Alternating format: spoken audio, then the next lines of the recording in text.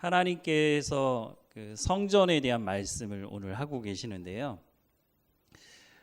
성전이 세워진 것은 출애굽 이후에 480년 되었을 때 성전을 짓게 되는데 솔로몬이 왕이 된 이후 성전을 짓게 됩니다. 그런데 원래 성전은 다윗이 짓고 싶어 했죠. 오늘 본문의 말씀이 이제 그것을 말씀하고 있는데요. 오늘 보면 1절부터 3절 말씀에 보면 여호와께서 주위의 모든 원수를 무찌르사 왕으로 궁에 평안히 살게 하실 때에 왕이 선지자 나단에게 이르되 볼지어다 나는 백향목 궁에 살거늘 하나님의 궤는 휘장 가운데 있도다. 나단이 왕께 아뢰되 여호와께서 왕과 함께 계시니 마음에 있는 모든 것을 행하소서 하니라 라고 말씀을 하고 있습니다. 다윗이 그 마음의 순수함으로 하나님의 집이 지금 쉽게 말해서 천막 가운데 있는데 나는 이렇게 좋은 백향목 집에 있으니 하나님을 위해서 내가 성전을 짓겠다 이렇게 말을 한 겁니다. 다윗과 함께 했던 사람들은 다윗의 마음을 잘 알고 있죠. 그러니까 나단 선지자도 그거 정말 좋은 생각입니다. 그래서 내가 그 생각에 동의합니다 라고 나단 선지자도 그렇게 말을 한 거죠. 그런데 이 일을 누가 가로막느냐? 하나님께서 이 일을 가로막는 겁니다. 좀 이해가 되지 않는 부분이기도 합니다. 다윗의 마음에 대해서 하나님 모르시는 것도 아니고 또 다윗이 하나님의 성전을 짓겠다고 하는 것이 다른 의도가 있는 것도 아니고 다윗이 말하잖아요. 나는 백향목 궁에 거하거늘 하나님에게는 천막 가운데 휘장 가운데 있는데 이게 말이 되지 않다. 그렇게 말을 한 것을 하나님 모르실 리도 없을 텐데 하나님께서 이 일을 막으시는 겁니다. 그런데 여기까지만 보면 왜 하나님께서 이 일을 막으시나 하는 그런 좀 이해가 안 되는 부분이 있기도 하죠. 어떻게 보면 다윗이 하나님 앞에 큰 은혜를 받지 않았습니까? 다윗이 하나님의 집을 짓겠다고 하니 누가 그것을 막겠습니까? 다윗이 재력이 없는 것도 아니고 권력이 없는 것도 아니고 이제는 충분히 하나님을 위해서 하나님의 집을 짓겠다고 하는 부분들 이해를 다 할 수가 있는 것이죠. 그런데 분명한 것은 하나님께서 이 일을 막으신다고 말씀하고 있는 겁니다. 우리가 읽지는 않았지만 사무엘하 4장 7장 4절부터 16절에 보면 하나님께서 나단 선지자에게 말씀하시면서 너 가서 다윗에게 이 말씀을 전해라 라고 하는 말씀을 기록하고 있습니다. 우리 천천히 같이 한번 읽어보도록 하겠습니다. 조금 길지만 4절부터 16절 말씀 읽어보겠습니다.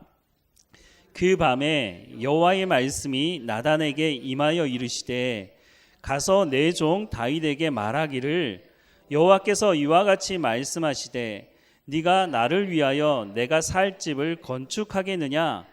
내가 이스라엘 자손을 애굽에서 인도하여 내던 날부터 오늘까지 집에 살지 아니하고 장막과 성막 안에서 다녔나니 이스라엘 자손과 더불어 다니는 모든 곳에서 내가 내 백성 이스라엘을 먹이라고 명령한 이스라엘 어느 지파들의 가운데 하나에게 내가 말하기를 너희가 어찌하여 나를 위하여 백향목 집을 건축하지 아니하였느냐고 말하였느냐.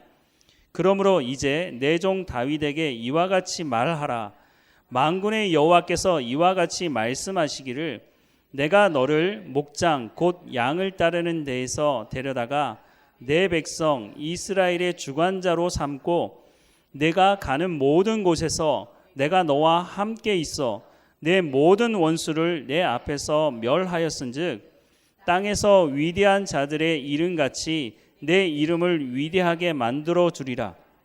내가 또 내 백성 이스라엘을 위하여 한 곳을 정하여 그를 심고 그를 거주하게 하고 다시 옮기지 못하게 하며 악한 종류로 전과 같이 그들을 해하지 못하게 하여 전에 내가 사사에게 명령하여 내 백성 이스라엘을 다스리던 때와 같지 아니하게 하고 너를 모든 원수에게서 벗어나 편히 쉬게 하리라.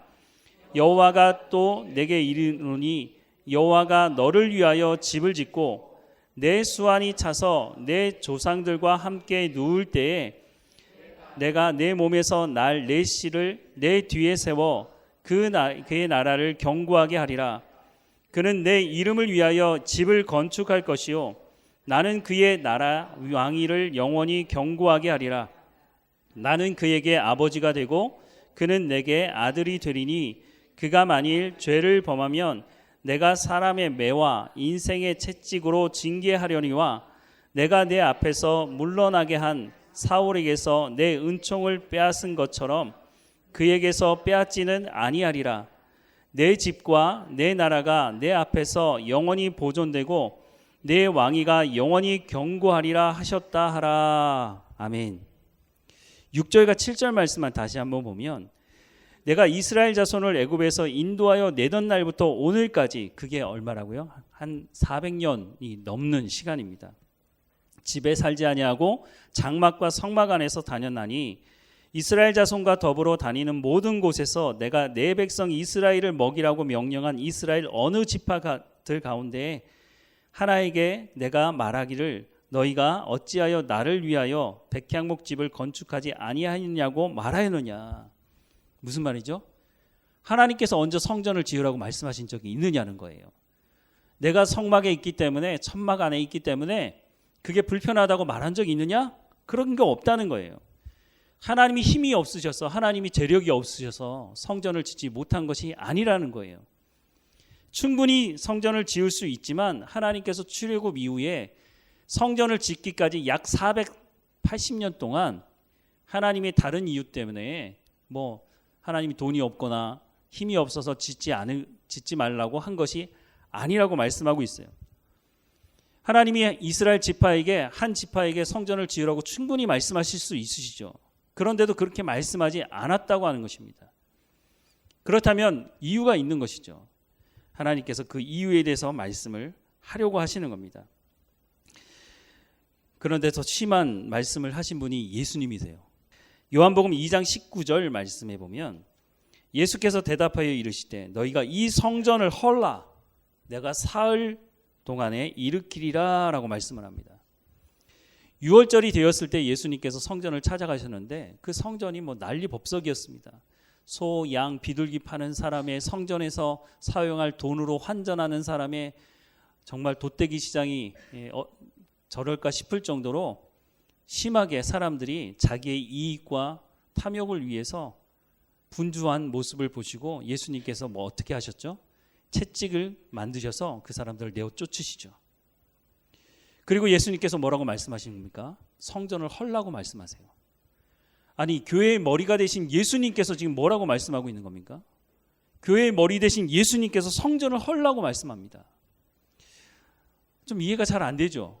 유대인들이 뭐라고 얘기하느냐면 당신 이 성전이 지금 46년 동안 짓고 있는데 완성이 된 게 아닙니다. 지금 우리는 교회를 짓는다고 하면 몇 년 안에 뚝딱하고 마는데 무려 46년 동안 짓고 있고 앞으로도 더 지어야 되는 이 성전을 헐라고 하는 것이 유대인들에게는 이해가 되지 않았죠. 여기 들어간 돈이 얼만데 이 얼마 동안 이 46년 동안 지금 짓고 있는데 이걸 헐라고 말도 안 되는 소리를 하지 말라고 하는 것이죠.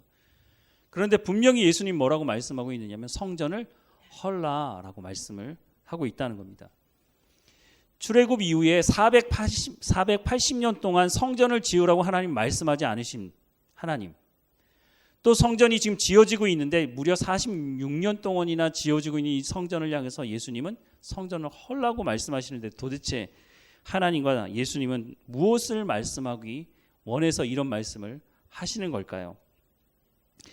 하나님께서 다윗에게 나단을 선지자를 통해서 말씀을 전하라고 하는 말씀을 우리가 좀 전에 읽었는데 다시 한번 좀 보면 8절 이하의 말씀에 이렇게 말씀하십니다.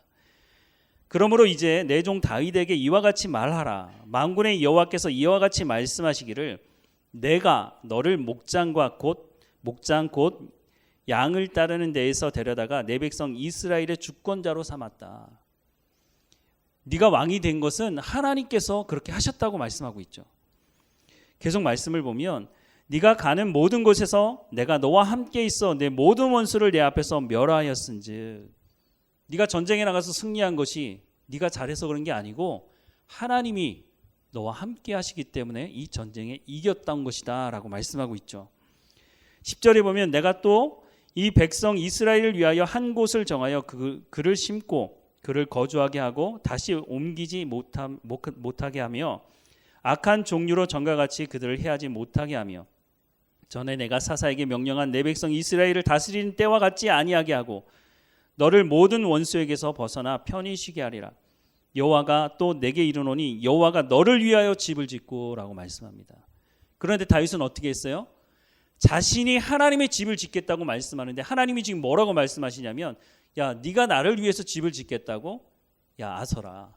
내가 너를 위해서 집을 짓는 것이다 라고 하나님 말씀하고 있어요. 그리고 뭐라고 말씀하시냐면 12절에 내 수완이 차서 내 조상들과 함께 누울 때에 내가 내 몸에서 내 씨를 내 뒤에 세워 그의 나라를 견고하게 하리라. 하나님은 사울에게도 약속을 하셨지만 사울은 하나님 말씀에 순종하지 않았죠.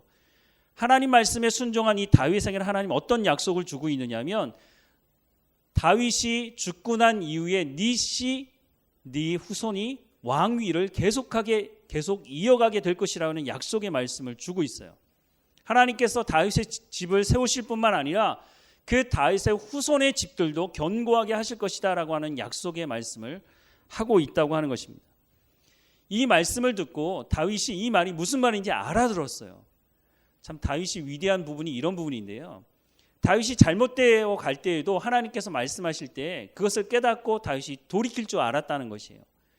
다윗이 물론 순수한 마음으로 하나님의 집을 짓겠다고 말씀하고 있지만 하나님이 그것이 아니라고 말씀하실 때 다윗의 입장에서는 자존심 상하는 이야기가 될 수 있지 않습니까? 아니 내가 왕인데 내가 돈이 없는 것도 아니고 권력이 없는 것도 아닌데 하나님을 위해서 집을 짓겠다고 하는데 하나님께서 이것을 막으신다? 그러면 왕의 입장에서는 기분이 나쁠 수도 있는 거죠. 백성들의 입장에서도 보면 아니 성전을 짓겠다고 말한 거 아니야? 그럼 성전을 지어야지. 돈이 없는 것도 아니고 권력이 없는 것도 아닌데 왜 안 짓는 거야? 이렇게 수근수근 될 수도 있지 않겠습니까?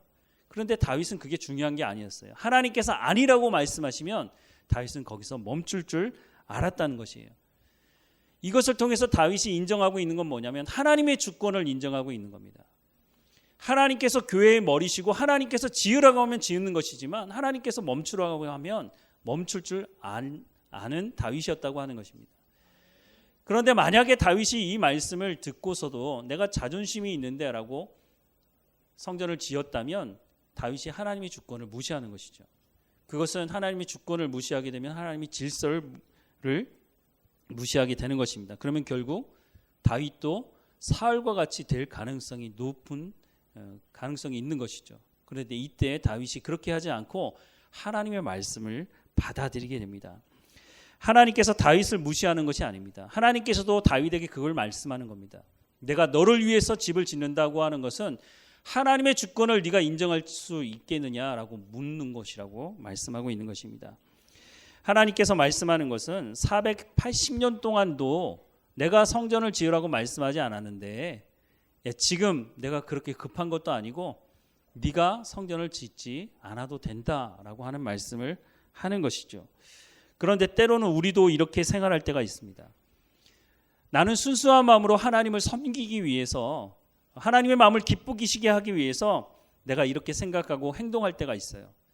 그런데 그것이 하나님께서 말씀하는 것이 아니라면 더 나아가서 하나님께서 그것이 아니라고 중단하라고 말씀하신다면 그것이 아무리 하나님의 마음을 기쁘시게 하는 것이라고 내가 생각이 든다 할지라도 그 자리에서 멈춰 서야 한다고 하는 것입니다. 다윗은 성전을 짓겠다고 하나님이 정말 기뻐하실 거라고 그런 마음을 가졌지만 하나님께 묻지 않았다는 거예요.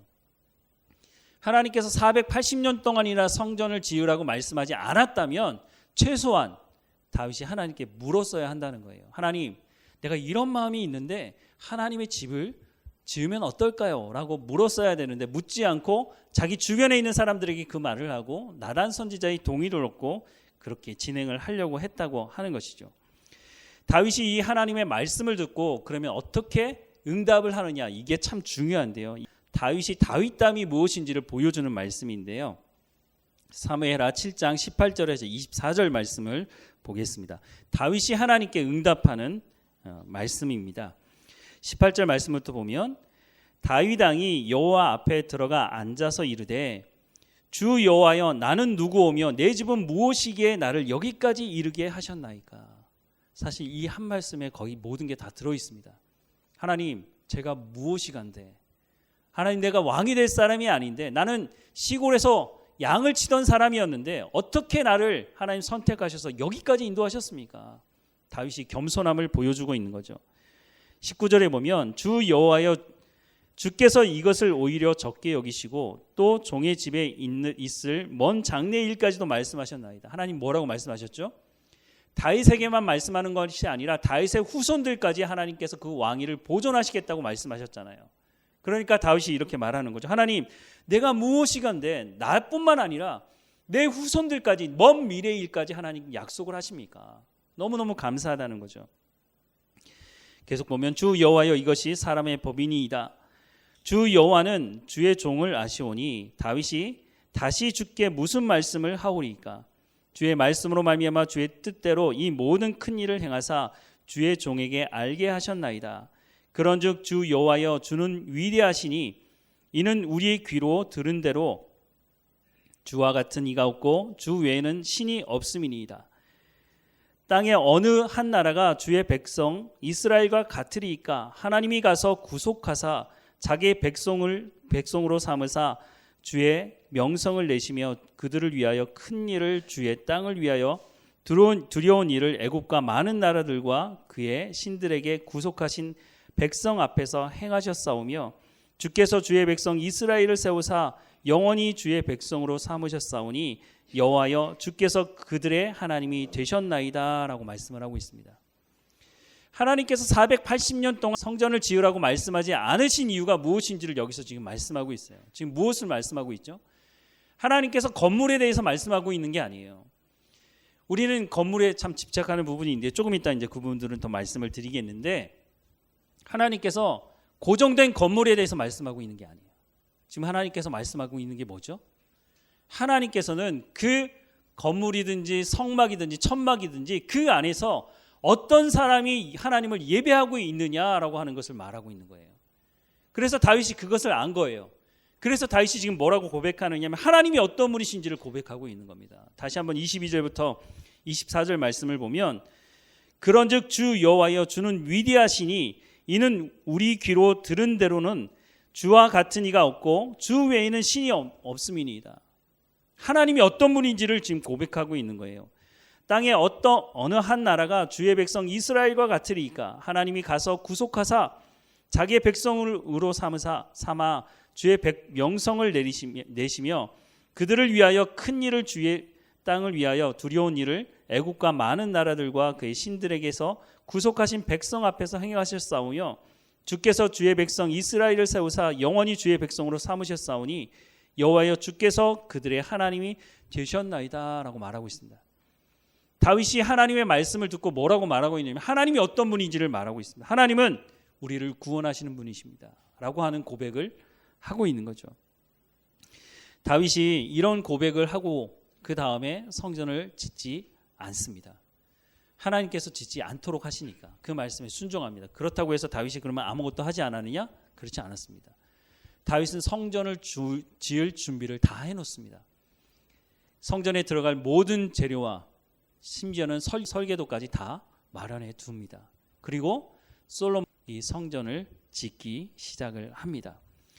솔로몬도 아버지가 그렇게 성전에 관심을 많이 가졌다는 것을 알고 성전을 지을 때 정말 심혈을 기울여서 성전을 짓습니다. 열왕기상 6장 7절에 보면 이 성전을 건축할 때에 돌을 그 뜨는 곳에서 다듬고 가져다가 건축하였으므로 건축하는 동안에 성전 속에서는 방망이나 도끼나 모든 철 연장 소리가 들리지 않았다라고 말씀을 하고 있습니다. 우리가 공사 현장에 가면 얼마나 시끄럽습니까? 정신이 하나도 없죠. 그런데 성전을 지을 때 어떻게 했다고요? 그 안에서는 망치 소리 하나 들리지 않도록.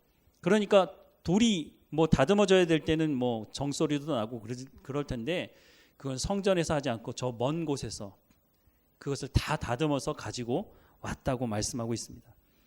그리고 성전을 지은 모습을 보면 성경에 기록된 말씀을 보면 솔로몬이 뭐 자기가 다 준비한 건 아니지만 아버지가 다 준비해 주신 것이지만 성전을 거의 금으로 도배를 하듯이 만들었습니다. 막 번쩍번쩍 했겠죠. 그리고 그 성전을 다 짓고 솔로몬이 그 성전을 하나님께 드리는 낙성식을 하면서 기도하는데 그 기도의 내용을 들어보면 하나님께서 이 성전에 임재해 달라고 그렇게 기도를 합니다. 그러면서 하나님 이 성전을 향해서 우리가 죄를 지었을 때 기도할 때 그 기도에 응답해 주십시오. 심지어는 포로로 붙잡혀 갔을 때라도 하나님 우리의 기도에 응답해 주셔서 우리가 이곳으로 돌아올 수 있게 해달라고 하나님께 기도합니다. 그런데 이렇게 정성을 다해서 성전을 지었고 또 하나님께 이 성전을 드리면서 그렇게까지 기도했던 그러면 그 솔로몬이 그 이후에는 그에 합당한 삶을 살았느냐? 그렇지 않았다는 겁니다. 솔로몬이 성전을 짓고 난 이후에 궁전을 짓습니다. 자기가 지낼 궁전을 짓는데 성전을 짓는 것은 7년 동안 지었지만 자기가 지낼 궁전을 지을 때는 무려 13년 동안 짓습니다. 어마어마한 규모로 짓게 되죠. 그 성전을 짓고 난 이후에 보니까 성전을 지을 때 성전만 있을 때는 성전이 으리으리해 보였는데 왕궁을 짓고 난 이후에 보니까 왕궁 옆에 붙어있는 부속 건물처럼 성전이 보이게 된 겁니다. 그리고 나서 솔로몬이 어떻게 했습니까? 하나님이 그 지역 짓게 한 그 성전 그 주변에 우상을 섬기는 그런 많은 우상을 섬기는 신전들을 짓는 일을 허락해 준 것이 바로 솔로몬이었다고 하는 것입니다. 하나님께서 지으라고 말씀하신 그 성전을 짓고 난 이후에 그 성전이 제대로 된 역할을 하지 못했다고 성경은 말씀해 주고 있습니다. 어느 정도가 됐느냐면 이사야서 1장 11절부터 15절 말씀해 보면 이렇게 되었다고 말씀하고 있습니다. 여호와께서 말씀하시되 너희의 무수한 제물이 내게 무엇이 유익하뇨. 성전에서 드리는 제물을 말하는 것입니다. 나는 순양의 번제와 살찐 짐승의 기름에 배불렀고 나는 숫송아지나 어린 양이나 순염소의 피를 기뻐하지 아니하노라. 너희가 내 앞에 보이러 오니 이것을 누가 너희에게 요구하였느냐. 내 마당만 밟을 뿐이니라. 헛된 제물을 다시 가져오지 말라. 분향은 내가 가증히 여기는 바요 월삭과 안식일과 대회로 모이는 것도 그러하니 성회와 아울러 악을 행하는 것을 내가 견디지 못하겠노라. 내 마음이 너희의 월삭과 정한 절기를 싫어하나니 그것이 내게 무거운 짐이라. 내가 지기에 곤비하였느니라. 너희가 손을 펼 때에 내가 내 눈을 너희에게서 가리고 너희가 많이 기도할지라도 내가 듣지 아니하리니 이는 너희의 손에 피가 가득함이라 라고 말씀을 하고 있습니다. 심지어 말라기서에 보면 하나님께서 이 성전 문을 닫을 사람이 있으면 좋겠다라고 말씀할 정도가 되었다고 말씀하고 있습니다. 성전이 있으면 편리한 부분이 있겠죠. 지금 우리로 얘기하자면 교회가 있으면 편리한 부분이 있겠죠. 그러나 그곳에서 하나님께서 말씀하기 원하시는 것은 과연 그 안에 하나님을 예배하는 사람이 있느냐는 겁니다. 하나님이 말씀하는 건 건물을 말씀하는 것이 아니라 그 안에서 하나님을 예배하는 사람이 과연 있느냐. 하나님께서 솔로몬을 통해서 성전을 짓게 하시지만 그 성전을 짓고 난 이후에 솔로몬이 이 성전의 하나님 내가 금으로 도배했지만 과연 하나님께서 이곳에 임재하시겠습니까? 내가 아무리 정성을 다해서 이것을 지었지만 하나님을 여기에 모시기에 과분합니다. 그렇게 말했던 그 솔로몬조차도 그 성전이 성전의 기능을 하지 못하도록 했고 그 이후로 세워진 왕들 중에서도 물론 종교 개혁을 했던 왕들이 있지만 대부분의 왕들은 성전이 있음에도 불구하고 그 성전에서 하나님을 찾고 하나님을 예배하는 것이 아니라 우상을 섬겼던 왕들이 즐비한 것을 성경은 말씀해주고 있다고 하는 것입니다. 하나님께서 왜 480년 동안이나 가나안 땅에 정착한 이후에도 충분히 성전을 지을 수 있음에도 불구하고 하나님께서 왜 성전을 지으라고 말씀하지 않으셨는지 우리가 거기에 관심을 가지고 귀를 기울여야 한다는 것입니다. 그런데 유대인들의 생각은 달랐습니다. 예수님이 성전을 헐라고 말씀하실 때 유대인들의 반응은 아니 46년 동안이나 지었고 지금도 짓고 있는데 예수님이 나중에 십자가에 못 박혀 죽으실 때 죄목 중에 하나가 뭔지 아십니까? 예수님이 성전을 헐라고 얘기했다는 겁니다. 물론 예수님께서 그 말씀을 하신 건 맞습니다. 하지만 성전이 제 기능을 하지 못하기 때문에 이 건물이 중요한 것이 아니라고 말했지만 유대인들은 그렇게 생각하지 않았습니다. 유대인들은 예레미야 선지자도 하나님께서 이 성전의 모든 것을 무너뜨릴 것이라고 말씀하실 때 예레미야 선지자를 죽이려고 했죠. 아니 성전이 무너지다니 말이 되지 않는다는 것이죠. 이 사람들은 그 건물 자체가 중요하다고 생각한 겁니다. 그런데 우리도 그렇게 생각할 때가 있다고 하는 것입니다. 예수님께서 사마리아 여인을 만났을 때 사마리아 여인이 무엇을 물었습니까? 장소에 대해서 묻습니다. 건물에 대해서 묻는 것이죠. 근데 2000년이 지난 이 시대에도 많은 사람들이 건물을 묻습니다. 건물이 있느냐? 그런데 예수님께서 뭐라고 말씀하셨습니까? 예수님은 건물에 대해서 말씀하지 않으십니다. 예수님이 말씀하신 건 뭐죠? 하나님은 예배하는 자를 찾으신다. 하나님은 그 건물 안에 예배하는 사람이 있느냐? 그것을 묻고 있는 것입니다. 그것은 구약 시대든지 예수님 시대든지 지금도 마찬가지라는 거예요. 한 번은 제가 예전에 사역하던 교회에 새 가족이 이제 등록을 해서 신방을 갔습니다. 제가 이제 사역하던 곳이 경기도 지역이었는데요. 서울에서 이사를 오신 분이에요. 근데 이제 신방을 갔더니 그분이 이제 처음부터 끝까지 무슨 얘기를 하시냐면 그분이 서초동에 있는 사랑의 교회를 다니시다가 오신 거예요. 처음에 가서 입을 열 때부터 제가 나올 때까지 사랑의 교회 자랑을 얼마나 하시는지, 뭐 자랑할 수 있죠. 자기가 다니던 교회 자랑할 수 있죠. 그런데 많은 사람들이 착각하는 게 있습니다. 자기가 대형 교회를 다니면 자기의 신앙도 대형이라고 생각하는 사람들이 있어요. 뭐 그럴 수 있죠. 그러면 그 이후에 그분이 그렇게 자랑했던 것처럼 자, 이사 와서 새로운 교회에 와서 신앙생활을 그러면 그렇게 정말 자기가 자랑한 것처럼 그럼 신앙생활을 했느냐? 그렇지 않았다는 게 문제가 있습니다. 근데 반대로 생각하는 사람들도 있어요. 자기가 조그만 교회에 다녔을 때 자기의 신앙도 정말 조그맣다고 생각하는 사람들이 있어요. 그런데 우리가 하나님 앞에 쓸 때 하나님께서 우리에게 야, 너 큰 교회에 다녔냐? 아니면 작은 교회에 다녔냐? 그런 거 물어보실까요? 하나님은 그런 거 우리에게 묻지 않으실 겁니다. 네가 하나님 말씀에 순종했느냐 순종하지 않았느냐를 하나님 물으시는 것이지 너 대형 교회 다녔냐 아니면 조그만 교회 다녔냐 하나님 그런 걸 묻지 않으실 거라고 하는 것입니다. 교회의 머리 대신 예수님께서 뭐라고 말씀하십니까? 교회가 성전이 제 기능을 하지 못하면 예수님 성전을 헐어버리라고 말씀하시는 분이십니다.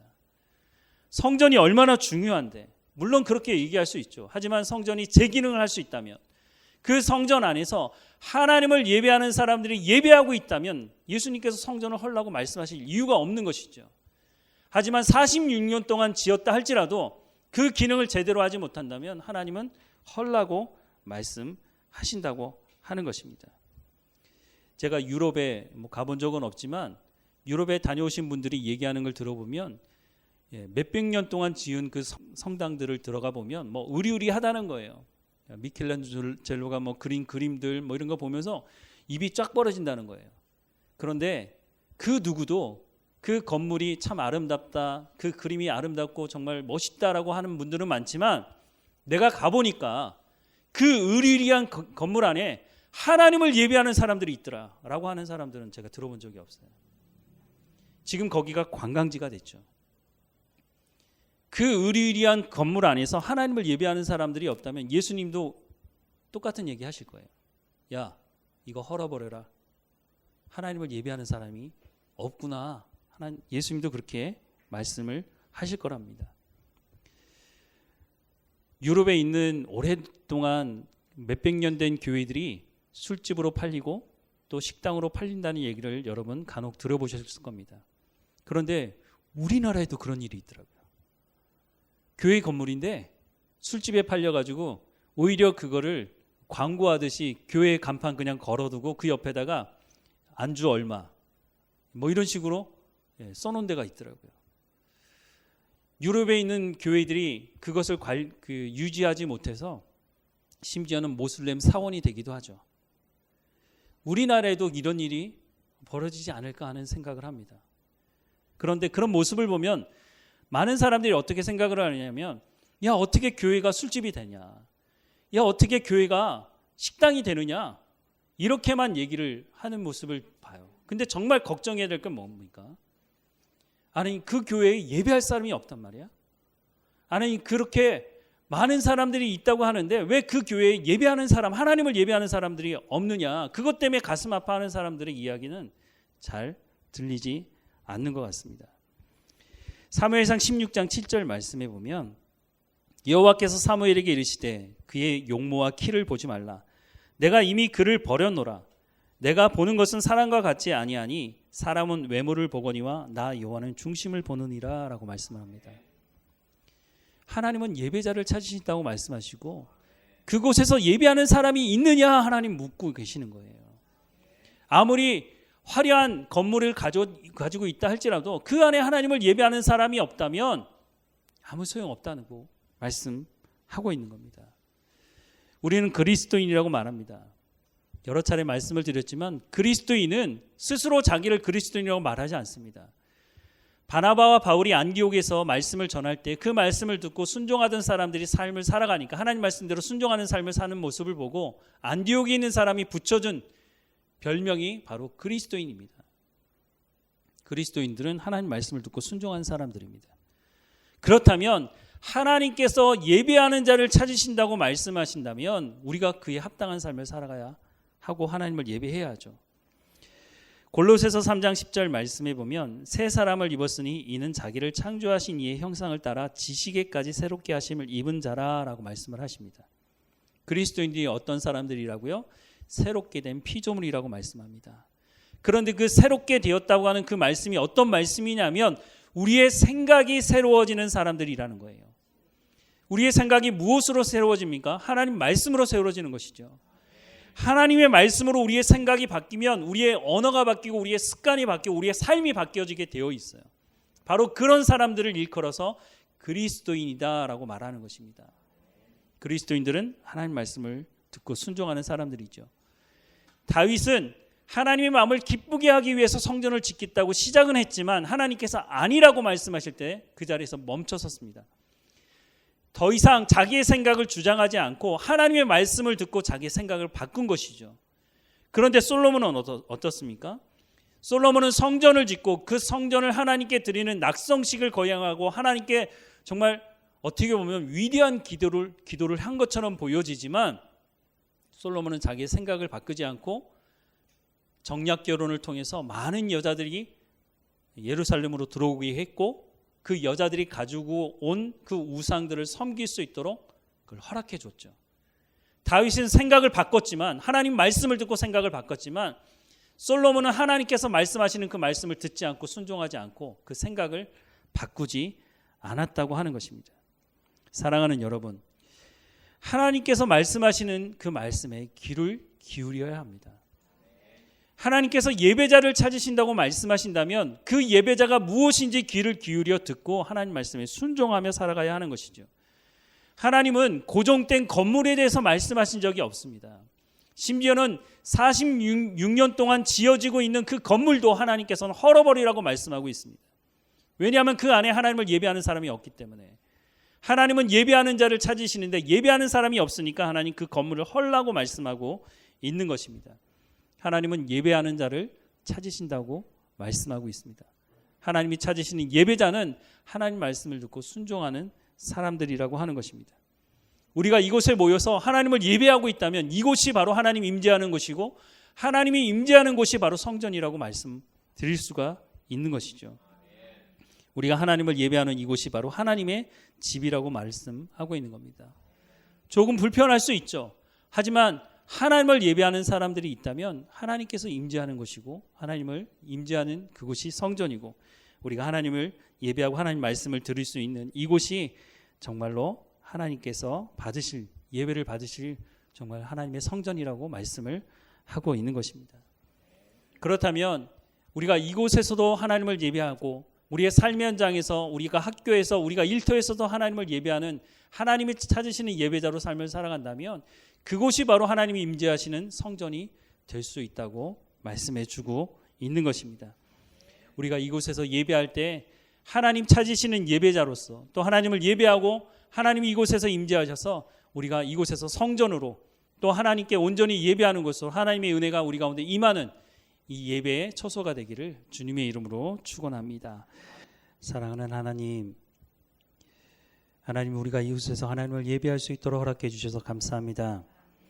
하나님 건물에 대해 말씀하지 않으시고 그 안에 예배하는 자가 있는지 찾으신다고 말씀하시니 우리가 하나님을 예배하고자 하는 마음으로 이곳에 모이게 하시고 하나님 말씀을 듣기를 사모하며 나올 수 있도록 인도해 주셔서 하나님 이곳에서 임재하셔서 우리의 예배를 받으시고 우리의 찬양과 경배를 받으셔서 하나님께서 은혜를 베푸시는 이 장소가 하나님의 집이 되게 하시고 하나님 앞에 온전히 예배하는 이 장소가 될 수 있도록 은혜를 허락해 주옵소서. 하나님 모일 때마다 하나님 주시는 말씀을 사모함으로 나올 수 있도록 우리의 삶의 현장을 주관해 주옵소서. 흩어져 살아가는 삶의 현장에서 우리가 예배자로 살아가게 하시고 하나님 말씀에 순종함으로 하나님 또한 하나님 말씀에 순종할 때 박해가 있을 것이라고 말씀하시지만 성령께서 우리를 보호하시고 인도하시니 성령의 열매를 맺어가는 삶의 현장이 되게 하시며 또한 이곳에서 모일 때 하나님 그 은혜에 감사하며 하나님을 예배할 수 있도록 은혜를 허락해 주옵소서. 모일 때마다 하나님께서 주시는 차고 넘치는 은혜가 있는 장소가 될 수 있도록 은혜를 허락해 주옵소서. 흩어져 살아가는 삶의 현장에서 하나님 함께 해주시고 우리가 있는 그 현장에서 하나님께 영광을 돌리며 살아갈 수 있는 우리의 삶이 될 수 있도록 우리의 언어를 붙잡아 주시고 우리의 말과 우리의 생각과 모든 것을 하나님 주관하셔서 성령의 열매를 주렁주렁 맺어가는 삶이 될 수 있도록 인도해 주옵소서. 하나님 깨어있게 하시고 건강함을 허락해 주셔서 늘 하나님 앞에 나갈 수 있도록 은혜를 허락해 주옵소서. 날마다 우리와 함께 하시는 하나님께 감사하고 예수님의 이름으로 기도드립니다. 아멘.